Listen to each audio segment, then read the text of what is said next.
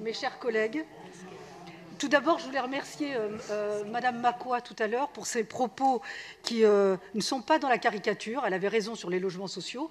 Nous sommes favorables au logement social. Je voudrais préciser une chose sur les loyers capitalisés.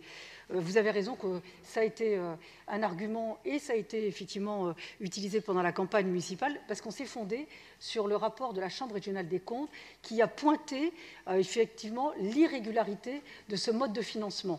Pourquoi? Les loyers capitalisés, ça compromet non seulement des investissements dans le parc social, et ça compromet également la restauration du parc social puisqu'on récupère des loyers sur 30 ans, voire plus d'avance. Donc forcément, vous compromettez une capacité d'investissement et de fonctionnement. Donc voilà, ça c'était le premier point.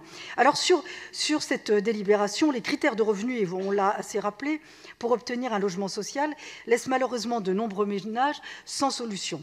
Ceux qui ne sont pas assez prioritaires pour y avoir effectivement droit, mais dont la situation est trop fragile pour trouver une place dans le parc locatif privé, dont les critères se sont évidemment beaucoup durcis au cours de ces dernières années, du fait de la pénurie de logements disponibles.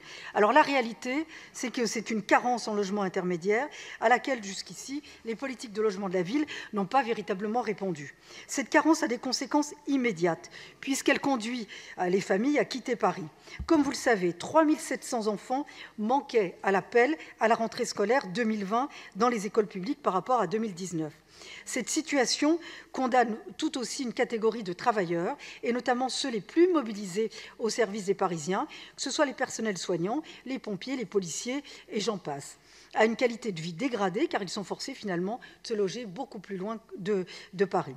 Alors, dès que nous avons appris que la ville de Paris exerçait son droit de préemption sur une parcelle aux 5 passages Jean Nicot, dans le 7e, alors on était sur 16 logements tout à l'heure, nous sommes sur un peu moins, mais nous sommes dans le même ordre de grandeur, j'ai effectivement sollicité M. Brossat sur un point particulier. Comme il le sait, puisque nous travaillons ensemble sur le logement social, je ne me suis jamais opposée à des programmes de logements sociaux, et encore moins à celui-ci, bien au contraire, puisque je lui ai proposé d'en faire la première réalisation de l'organisme foncier solidaire, précisément pour pallier à la carence de logements en logement intermédiaire à Paris. Alors cette solution répond à la demande d'accession solidaire à la propriété exprimée par tant de familles contraintes de quitter le centre de Paris. Pour l'instant, et c'est vrai que la ville a exprimé un refus, alors que, comme vous le savez, M. Brossat, la demande en logement intermédiaire existe aussi dans le 7e arrondissement, et la réponse de la mairie de Paris à cette demande est pour l'heure plus qu'incertaine. Nous en avons effectivement parlé encore récemment. Pourtant, les chiffres parlent d'eux-mêmes. Si nous ne faisons rien, resteront à Paris finalement 2 types de population. D'une part, celle qui a les moyens de se loger, quel que soit le prix finalement, et celle très défavorisée qui bénéficie de logements sociaux dans des ensembles qui connaissent, et vous ne pouvez pas dire le contraire, de moins en moins de mixité sociale. C'est une réalité. Nous dénonçons cette politique de ghetto qui dégrade non seulement les conditions de vie de ceux qui sont logés dans le logement social, et qui dégrade aussi la qualité de vie des riverains. Aussi, je renouvelle ici ma demande. Je souhaite que la mairie de Paris prenne en considération ces demandes, qu'elle dote aussi le 7e arrondissement des logements intermédiaires qui font défaut au programme parisien pour assurer cette réelle mixité sociale qui est pour nous un réel combat.